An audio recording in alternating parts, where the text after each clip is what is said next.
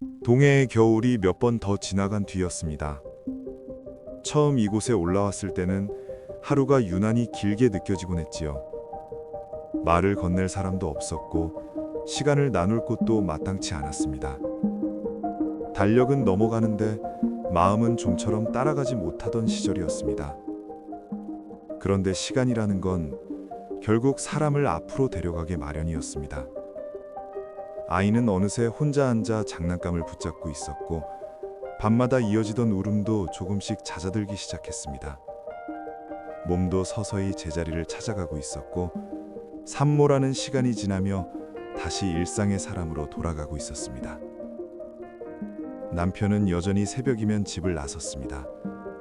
바다는 계절과 상관없이 사람을 불러냈고 그의 하루는 늘 어둠 속에서 시작되곤 했습니다. 문이 닫히고 나면 집안은 조용해졌고 예전에는 그 고요가 그대로 외로움처럼 내려앉곤 했습니다. 하지만 어느 순간부터 그 시간의 쓰임이 조금 달라지기 시작했습니다. 창밖을 바라보는 시간이 길어졌고 생각도 자연스레 이어졌습니다. 여기서 어떻게 살아가야 할까? 돌아갈 수 없다는 사실은 이미 알고 있었기에 이제는 돌아갈 길보다 살아갈 방법을 떠올리게 되었습니다. 새벽이면 이유 없이 눈이 떠지는 날이 있었습니다.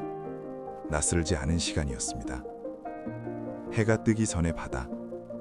막 조업을 마친 배들이 하나둘 들어오고 선착장에는 사람들이 모여들기 시작합니다. 여자들은 기다렸다는 듯 도마를 꺼냈고 작은 쥐치를 올려놓아 내장을 빼고 물에 씻어 담았습니다. 손님이 부족하면 뒤꿈치로 눌러가며 생선을 넓게 펴던 모습들입니다. 집으로 가져와 실에 하나씩 꿰어 널고 바닷바람에 말렸다가 다시 뒤집어 또 말리던 시간들이었습니다. 그렇게 만든 것이 서울 사람들이 먹던 쥐포라는 사실을 그녀는 훗날에야 알게 됩니다. 그 시절 여자들은 장사를 배운 적이 없었습니다. 그저 그렇게 살아냈을 뿐이었지요. 손을 움직이면 하루가 이어졌고 일을 하면 밥상이 이어졌습니다. 그 기억이 떠오르던 어느 날 그녀는 문득 깨닫게 됩니다. 자신은 원래 기다리는 사람이 아니었다는 것을. 아이를 업고 시장을 오가던 날이었습니다. 동네 식당 아주머니가 그녀를 불러 세웠습니다. 생선 손질하는 모습을 한참 바라보더니 일을 좀 도와줄 수 있겠느냐고 묻습니다. 애 때문에 힘들지 않겠느냐는 말이 뒤따랐습니다. 그녀는 아이를 조금 고쳐 업었습니다. 업고 하면 된다고 조용히 말했습니다. 그날부터 식당 일을 거들기 시작했습니다. 설거지를 하고 재료를 다듬고 손님이 빠진 시간에는 생선을 손질했습니다. 몸은 고됐지만 마음은 이상하게 가벼웠습니다. 하루가 다시 움직이고 있다는 느낌 때문이었습니다. 어느 날 아주머니가 묻습니다. 반찬은 만들 줄 아느냐고. 어머니 곁에서 도와본 적은 있다고 조심스럽게 대답했습니다. 그러면 한번 해보라며 부엌 한쪽을 내주었습니다. 그녀는 잠시 앞치마를 만지작거렸습니다. 남의 부엌이라는 건 괜히 손이 조심스러워지는 법이었습니다. 아주머니는 별다른 말을 하지 않았습니다. 양푼 하나를 밀어주고 남아있던 채소를 가리켰습니다. 해보라는 뜻이었습니다. 그녀는 아이를 부엌 한쪽 평상 위에 앉혔습니다. 아이는 낯선 냄새 속에서도 조용히 숟가락을 두드리고 있었습니다. 그 소리가 괜히 마음을 붙잡아주는 듯했습니다. 칼을 잡는 순간 손이 먼저 움직였습니다.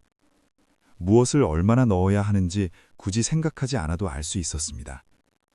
해남에서 어머니 옆에 서 있던 시간들이 몸 어딘가에 남아있었기 때문입니다. 마늘을 다지고 고춧가루를 풀고 손끝으로 간을 맞추던 습관. 국자를 들었다 내려놓는 사이 부엌 안에 낯선 냄새가 퍼지기 시작했습니다. 동해 식당에서는 좀처럼 맡기 힘든 향이었습니다. 조금 진하고 조금 따뜻하고 어딘가 남쪽 바다를 떠올리게 하는 냄새였습니다. 아주머니가 지나가다 잠시 멈춰섰습니다. 아무 말 없이 냄비 안을 한번 들여다보고 다시 계산대로 돌아갔습니다.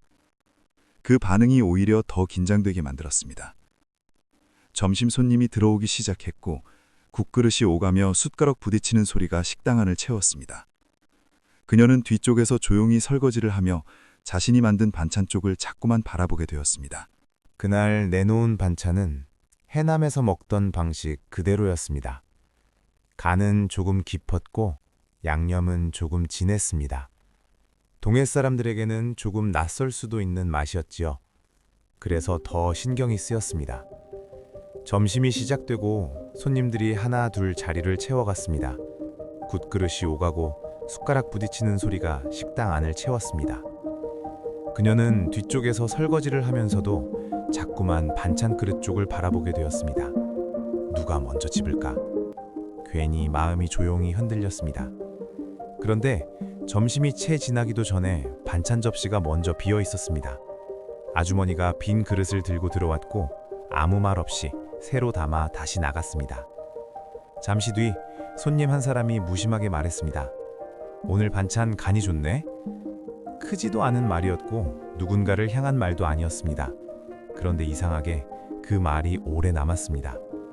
며칠이 지나자 같은 반찬을 다시 찾는 사람이 생겼습니다. 오늘 그거 없어요? 지난번에 나오던 거. 그녀는 그때 알게 됩니다. 자신이 여기에서 그저 도움을 받으며 사는 사람이 아니라는 것을. 해남에서 가져온 말투와 손맛, 낯설다고 생각했던 습관들이 이곳에서는 누군가의 밥상을 채우고 있었습니다. 짐이라고 여겼던 것들이 사실은 자신을 지탱해주고 있었다는 사실을 그제야 조금 이해하게 됩니다. 집으로 돌아오는 길, 발걸음이 전보다 가벼웠습니다. 항구 쪽에서 불어오는 바람은 차가웠지만 그날만큼은 이상하게 견딜만 했습니다. 문을 열고 들어오니 남편이 먼저 돌아와 있었습니다. 작업복에서는 아직 바다 냄새가 남아 있었고 젖은 장갑이 한쪽에 놓여 있었습니다. 아이를 씻기고 저녁을 먹이고 작은 방 불을 끄고 나니 집안이 다시 조용해졌습니다. 남편은 말없이 앉아 있었습니다. 하루를 다 써버린 사람처럼 어깨가 조금 내려가 있었습니다. 그녀는 한참을 망설였습니다. 말을 꺼내야 할지 그냥 지나가야 할지 몇 번이나 마음속에서 문장을 접었다 폈습니다. 예전 같으면 말하지 않았을 생각이었습니다. 하지만 그날은 달랐습니다. 조용히 입을 열었습니다. 잠깐 숨을 고르고 다시 말을 이었습니다. 식당 한번 해보고 싶어. 말은 작았지만 방 안의 공기가 잠시 멈춘 듯 했습니다. 남편은 고개를 들지 않았습니다. 무슨 생각을 하는지 알 수 없었습니다. 돈 때문인지, 아이 때문인지, 아니면 단지 피곤해서인지. 잠시 침묵이 이어졌습니다. 벽시계의 초침 소리만 들렸습니다. 그리고 그는 아무 말 없이 몸을 눕혔습니다. 이불을 끌어당기고 곧 숨이 고르게 이어졌습니다. 잠이 든 것이었습니다. 대답은 끝내 돌아오지 않았습니다. 그녀는 더 묻지 않았습니다. 창밖에서는 동해의 바람이 지나가고 있었고 유리창이 아주 조금 흔들렸습니다. 그녀는 불을 끄지 못한 채 한동안 그대로 앉아 있었습니다. 이곳에 올라온 뒤 처음으로 앞으로의 일을 스스로 생각하고 있다는 느낌이 들었습니다. 허락을 받은 것도 아니었고 반대를 들은 것도 아니었습니다. 하지만 이상하게 마음은 이미 결정된 뒤처럼 조용했습니다. 그날 밤 확답은 없었지만 그녀의 안에서는 이미 다른 삶이 움직이고 있었습니다. 누군가의 아내로서가 아니라 아이의 엄마로만도 아닌 자신의 이름으로 살아보겠다는 마음이 처음 자리를 잡던 밤이었습니다. 그 다음 날 아침이었습니다. 어젯밤의 이야기는 아무 일도 없었다는 듯 지나가고 있었습니다. 남편은 평소와 다름없이 새벽에 일어나 작업복을 챙겼고 부엌에서는 물 끓는 소리만 조용히 이어졌습니다. 그녀는 일부러 아무 말도 꺼내지 않았습니다. 괜히 다시 묻고 싶지 않았습니다. 대답을 재촉하는 순간 어젯밤 마음속에서 조용히 자리 잡았던 결심이 흩어질 것만 같았기 때문이었습니다. 문이 닫히고 남편의 발소리가 계단 아래로 사라지자 집안에는 다시 익숙한 정적이 내려앉았습니다. 아이를 먹이고 이불을 개고 설거지를 마친 뒤에도 그녀는 한동안 움직이지 못했습니다.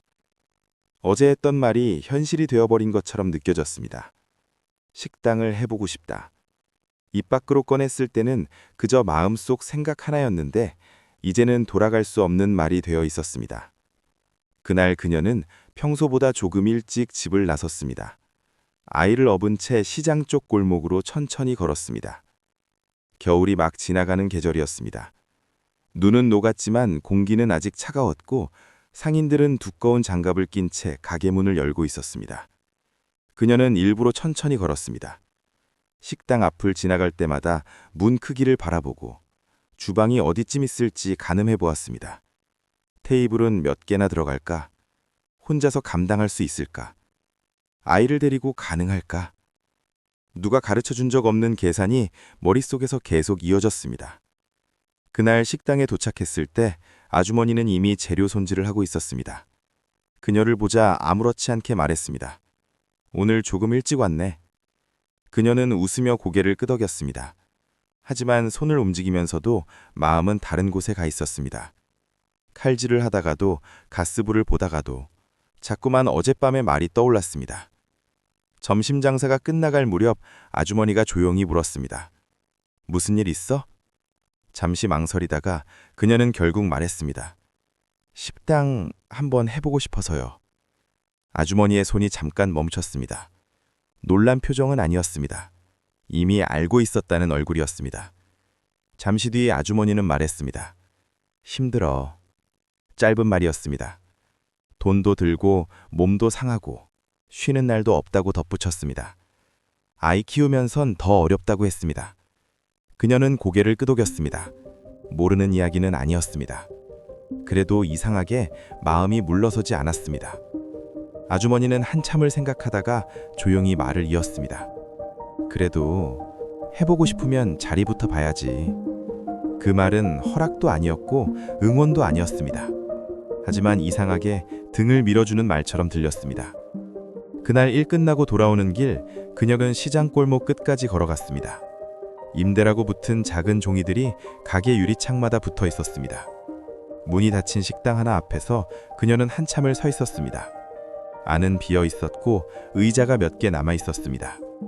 햇볕이 창문을 통해 바닥에 길게 내려와 있었습니다. 크지 않았습니다. 하지만 혼자서 시작하기에는 딱 맞아 보였습니다. 가슴이 조금 빨리 뛰었습니다. 그 순간 처음으로 두려움이 밀려왔습니다. 정말 하게 되면 돌아갈 수 없다는 생각 때문이었습니다. 저녁이 되어 집에 돌아왔을 때 남편은 이미 와 있었습니다. 아이를 안고 놀아주고 있었고 텔레비전 소리가 낮게 흐르고 있었습니다. 그녀는 평소처럼 저녁을 준비했습니다. 국을 끓이고 반찬을 꺼내고 밥을 담았습니다. 식탁에 마주 앉았지만 둘 다 말을 꺼내지 않았습니다. 숟가락 부딪히는 소리만 이어졌습니다. 식사가 거의 끝나갈 무렵이었습니다. 남편이 물을 한 모금 마시더니 아무렇지도 않게 말했습니다. 어제 말한 거. 그녀의 손이 잠깐 멈췄습니다. 남편은 밥그릇을 내려놓으며 천천히 말을 이었습니다. 해보고 싶으면 알아는 봐. 짧은 말이었습니다. 찬성도 아니었고 확신도 없었습니다. 하지만 반대는 아니었습니다. 그녀는 아무 말도 하지 못했습니다. 대신 조용히 고개를 끄덕였습니다. 그날 밤 아이를 재우고 불을 끈 기에도 쉽게 잠이 오지 않았습니다. 천장을 바라보며 처음으로 구체적인 내일을 떠올렸습니다. 가게 이름은 무엇으로 할지, 반찬은 몇 가지로 시작할지, 아침은 몇 시에 열어야 할지, 생각은 끊없이 이어졌습니다. 밖에서는 동해의 바람이 여전히 창문을 흔들고 있었습니다. 하지만 그 소리가 이전처럼 낯설게 들리지 않았습니다. 이곳에서의 삶이 처음으로 자신의 방향을 갖기 시작했기 때문이었습니다. 그녀는 그날 알게 됩니다. 인생이 바뀌는 순간은 크게 찾아오지 않는다는 것을. 누군가의 허락도 확실한 준비도 없이 그저 조용히 시작된다는 것을. 그리고 다음 날 아침 그녀는 아이를 업고 다시 시장 골목으로 향하고 있었습니다. 이번에는 지나가는 사람이 아니라 가게를 찾는 사람으로서.